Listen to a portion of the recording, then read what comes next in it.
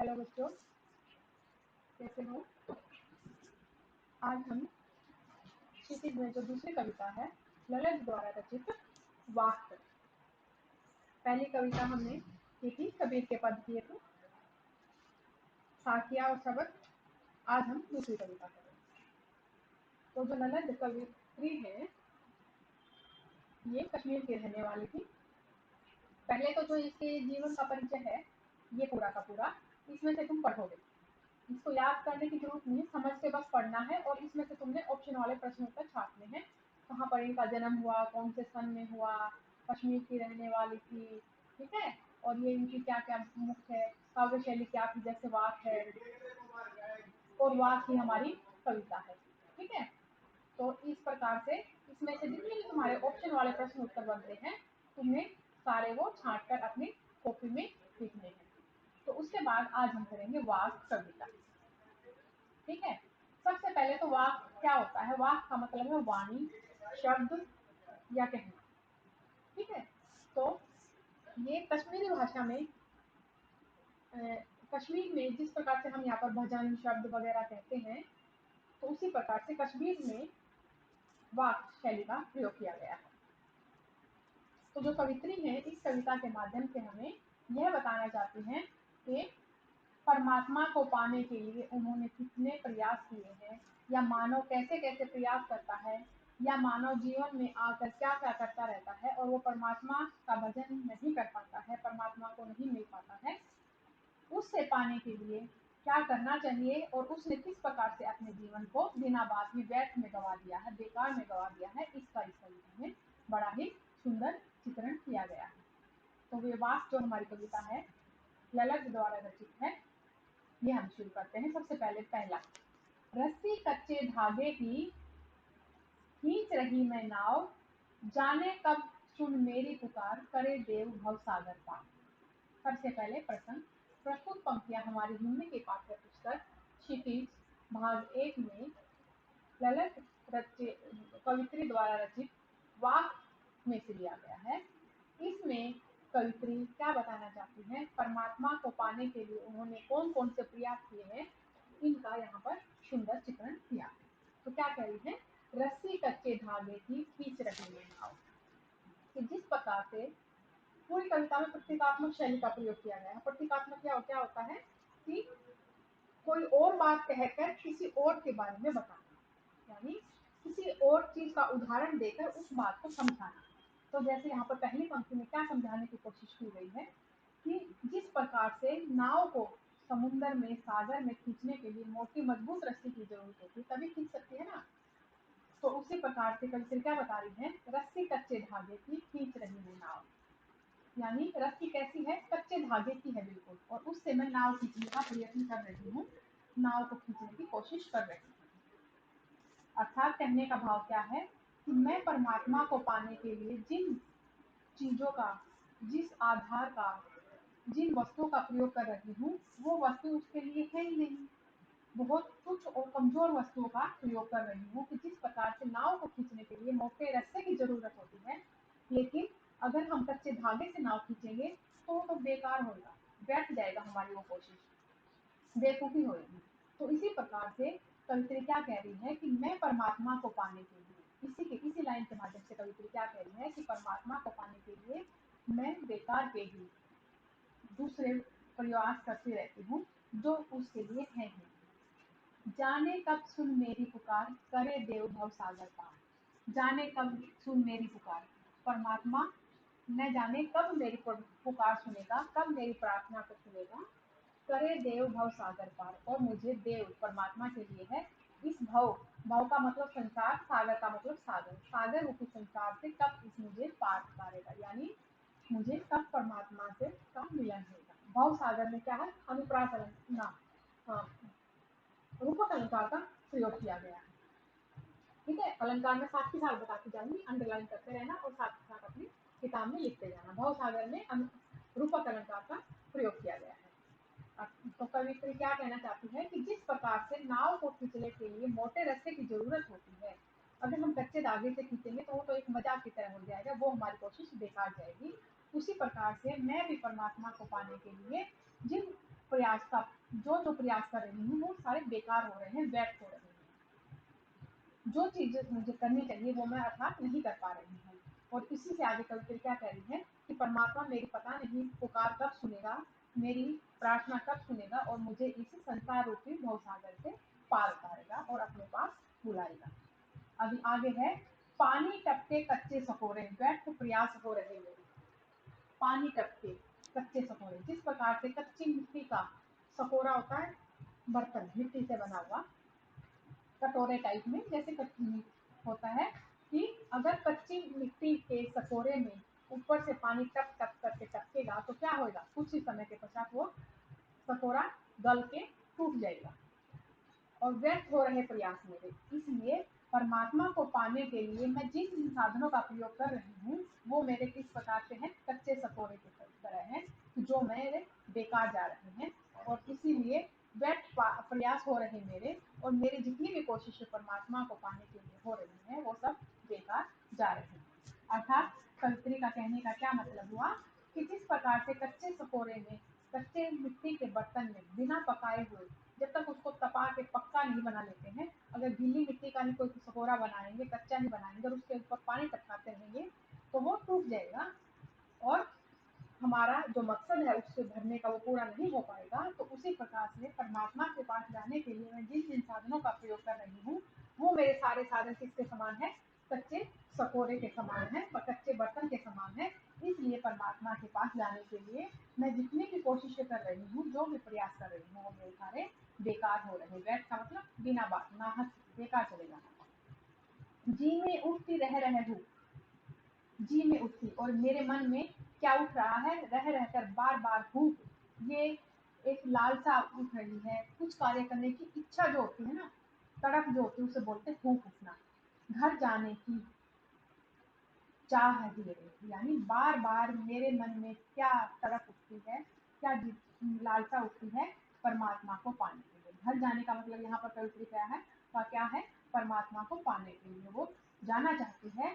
इसलिए बार बार परमात्मा को मैं पाना तो चाहती हूँ, लेकिन परमात्मा को पाने के लिए मैंने जितनी भी कोशिशें की है, जिन भी साधनों का प्रयोग किया है, जो भी मैंने रास्ते अपनाए हैं परमात्मा को पाने के लिए, वो सब मेरे व्यर्थ हो रहे हैं, बेकार हो रहे हैं, क्योंकि मैंने सही रास्ते को नहीं चुना। कि जिस प्रकार से, एक बार फिर से देख लो, एक नाव को खींचने के लिए मोटे मजबूत रस्से की आवश्यकता होती है, कच्चा धागा नहीं खींच सकता है। उसी प्रकार से मैं भी जिन साधनों का प्रयोग कर रही हूँ परमात्मा को पाने के लिए वो मेरे कच्चे धागे के समान है, जो बीच में ही टूट जाते हैं, व्यर्थ हो जाते हैं। और कवित्री के मन में परमात्मा को पाने के लिए बार बार जो पुकार रही है, और वो कह रही है कि परमात्मा मुझे पता नहीं कब इस संसार रूपी सागर से पार उतारेगा। क्यों? क्योंकि मैं जिन साधनों का प्रयोग कर रही हूँ वो कच्चे सकोरे के समान है, इसलिए मेरे परमात्मा को पाने के लिए जितने भी प्रयास हैं वो बेकार हो रहे हैं।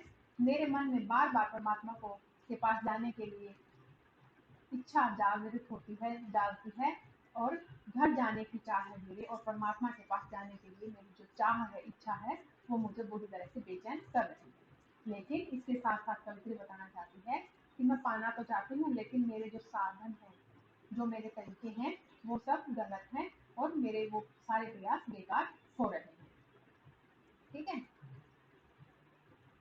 तो पानी टपके कच्चे सकोरे का मतलब क्या है कि हम धीरे धीरे किसी कार्य को ऐसे कमजोर तरीके से करते हैं कि जिससे कि हमारा जीवन ही समाप्त हो जाता है, और फिर अंत में हम क्या पाते हैं कि हमारे प्रयास तो क्या हुए, बेकार हुए, हमारा जीवन हमने पूरा बिना बात के बेकार में ही गवा दिया है। हमने कोई सही कार्य नहीं किया है जिससे हम परमात्मा के पास जाए। ठीक है, तो इस पूरे 4 पंक्तियों में क्या बताया गया है, भवसागर में भाषा सहज व सरल है।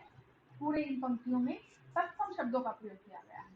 तत्सम शब्द तुमने पढ़े हैं ना, तत्सम शब्द कौन से होते हैं, वो शब्द जो संस्कृत से ऐसे के ऐसे लेकर हिंदी भाषा में रख दिए गए हैं। तो बहुत सारे शब्द इसमें तत्सम शब्दों का प्रयोग किया गया है।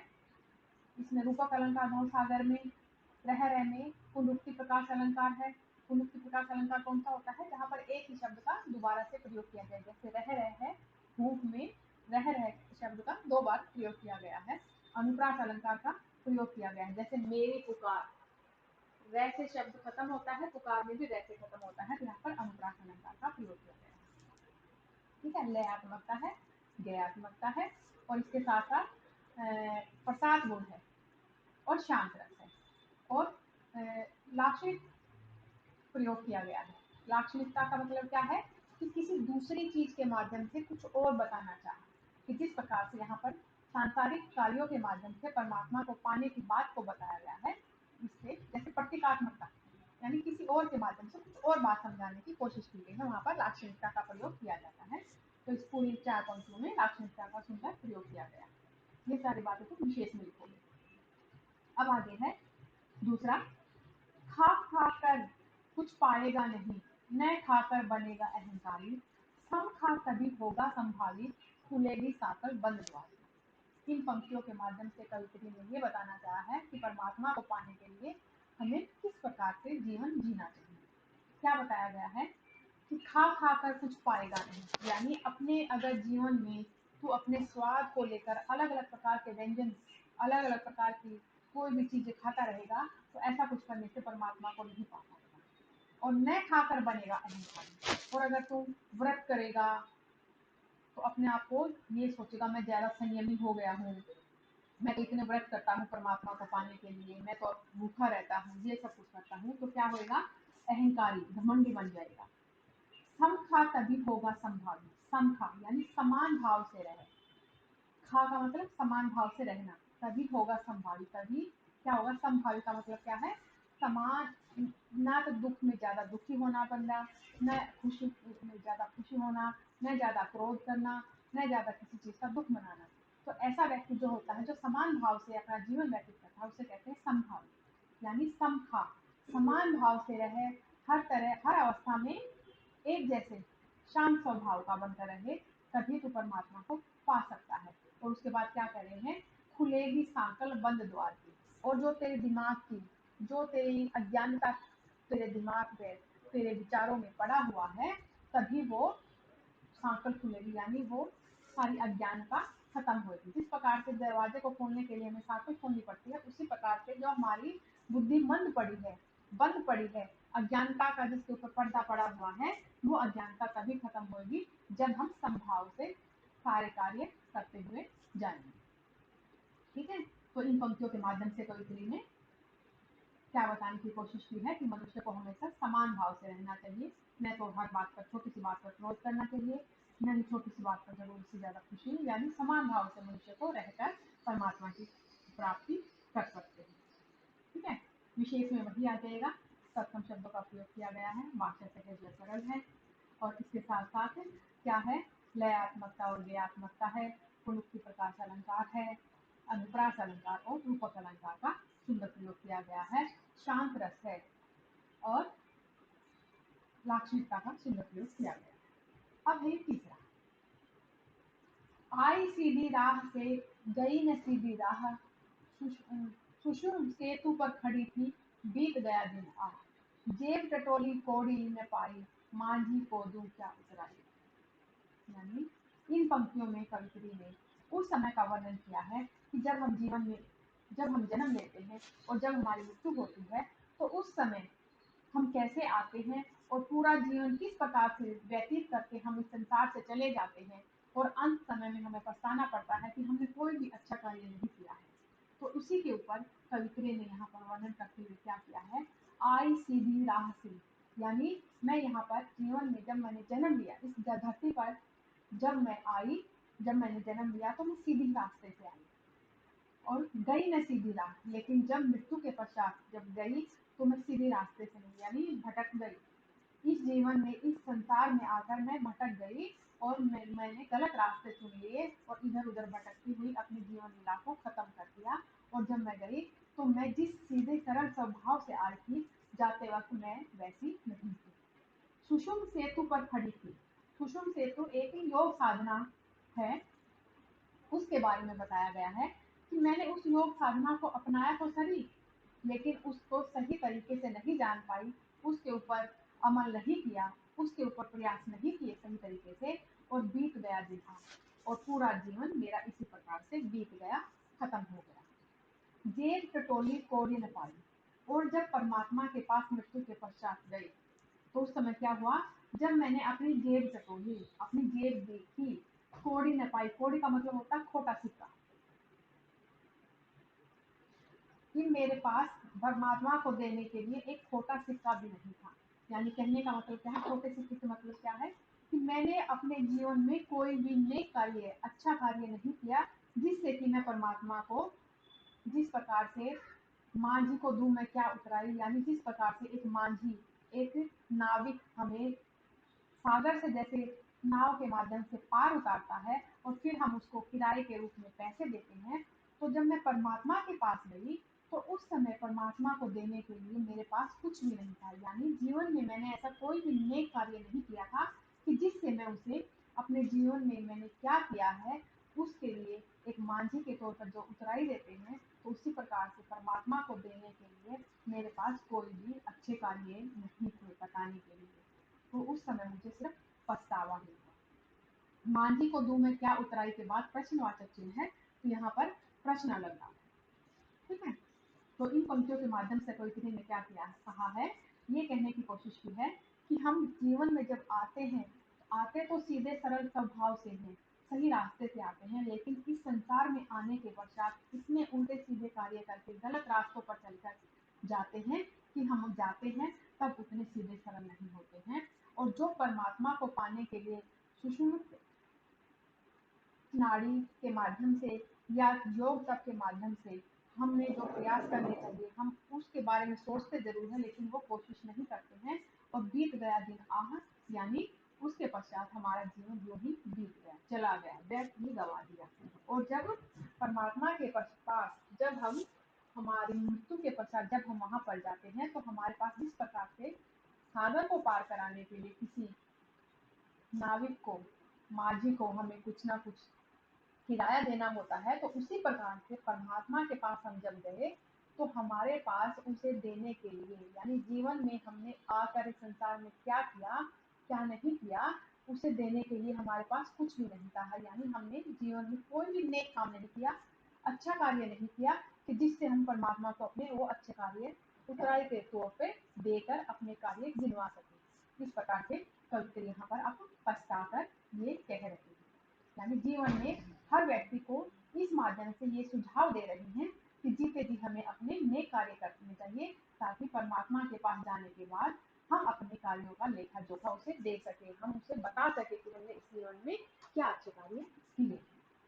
थल थल में बसता है शिव ही, भेद न कर क्या हिंदू मुसलमान, ज्ञानी है तो स्वयं को जान, वही है साहब से पहचान। तो कवित्री क्या कह रही है, थल थल में, जल पानी, थल पृथ्वी, और थल थल मतलब पूरी पृथ्वी पर हर जगह हर स्थान पर बसता है शिव ही, यानी परमात्मा का वास है। कवित्री अपने परमात्मा को किस रूप में देखती है, शिव के रूप में देखती है। भेद न कर क्या हिंदू मुसलमान, और क्या कह रही है कि ये परमात्मा तो धरती के कोने कोने में एक एक तिनके तिनके में बसा हुआ है, रहता है।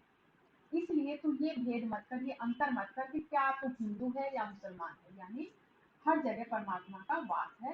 हिंदू मुस्लिम के चक्कर में पड़ेगा तो तुझे परमात्मा का कभी भी उसको नहीं पा सकेगा। ज्ञानी है तो स्वयं को जान, अगर तुम समझदार हो तो तुम्हें परमात्मा को पाने के लिए क्या करना होगा, स्वयं को जानना होगा, अपने आप को जानो कि तुम क्या हो, तुम्हारे अंदर ही परमात्मा का वास है, हर तिनके में परमात्मा का वास है, वही है साहित्य से पहचान। और जो व्यक्ति आत्मलोचन कर लेता है, अपने आप को जान लेता है, अपने आप को पहचान लेता है, वही परमात्मा को भी पहचान लेता है, परमात्मा को भी जान लेता है।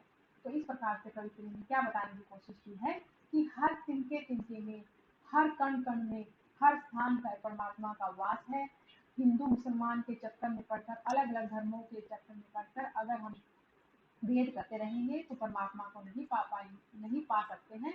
और ज्ञानी व्यक्ति, समझदार व्यक्ति वही है जो स्वयं को जान लेता है, जो आत्मलोकन कर लेता है, अर्थात अपने आप को जान लेता है। और जो अपने आप को जान लेता है वही साहित्य को पहचान लेता है। साहित्य से मतलब यहाँ पर परमात्मा से है, और वही परमात्मा को अच्छे प्रकार से समझ लेता है। तो इन पंक्तियों के माध्यम से कवित्री ने क्या बताना चाहा है, परमात्मा को पाने का तरीका बताया है। यानी और कुछ दिखावा, बाह्य आडंबर, व्रत, इधर उधर घूमने की कोई आवश्यकता नहीं है। अगर हमने परमात्मा को पाना है तो हमने क्या करना है, हमने अपने आप को पहचानना है। हिंदू मुसलमान के चक्कर में न पड़कर हमने हर जीव के अंदर हर जगह परमात्मा है, उसके बारे में सोचना है और आत्मलोकन करना है, अपने अंदर ही परमात्मा को ढूंढना है, हर एक दूसरे की मदद करनी है। और जब हम ये करना शुरू कर देंगे तो हम परमात्मा को अपने आप में, साहिब है मतलब यहाँ पर परमात्मा का, तो हम परमात्मा को अपने आप ही पहचान जाएंगे, अपने आप में उनसे मिल जाएंगे। यानी इतना सीधा सरल तरीका है परमात्मा को पाने के लिए, लेकिन हम इस सब को नहीं कर पाते और दूसरे बाह्य आडंबरों में, दिखावे में भी जाते हैं, इसलिए परमात्मा से हम विमुख हो जाते हैं, दूर हो जाते हैं। इसलिए परमात्मा को पाने के लिए हमें स्वयं को पहचानना पड़ेगा, स्वयं को जानना पड़ेगा। तो इस पूरे चारों पंक्तियों में भी कवित्री ने क्या बताने की कोशिश की है, थल थल में कौन सा अलंकार है, तो लुप्ति प्रकाश अलंकार है। ठीक है, भाषा सहज व सरल है, तत्सम शब्दों का प्रयोग किया गया है, लाक्षणिकता का प्रयोग किया गया है, लयात्मकता और व्ययात्मकता है, शांत रस है और प्रसाद गुण का सुंदर प्रयोग किया गया है।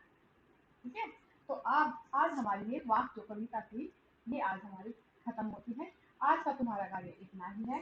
सब बच्चों ने घर पर इसके सलाह लिखने हैं समझ के। सबसे पहले प्रसंग लिखेंगे, फिर व्याख्या लिखेंगे और फिर उसका विशेष लिखेंगे, जो मैंने बताया है आपको। ठीक है, और इस पूरी चारों पदों के ये तुमने वाक के सलाह लिखने हैं। आज का तुम्हारा यही कार्य है। और इसके साथ साथ जो हमारे कवित्री की जीवनी है, उसमें से ऑप्शन वाले प्रश्न उत्तर छाट कर लिखने।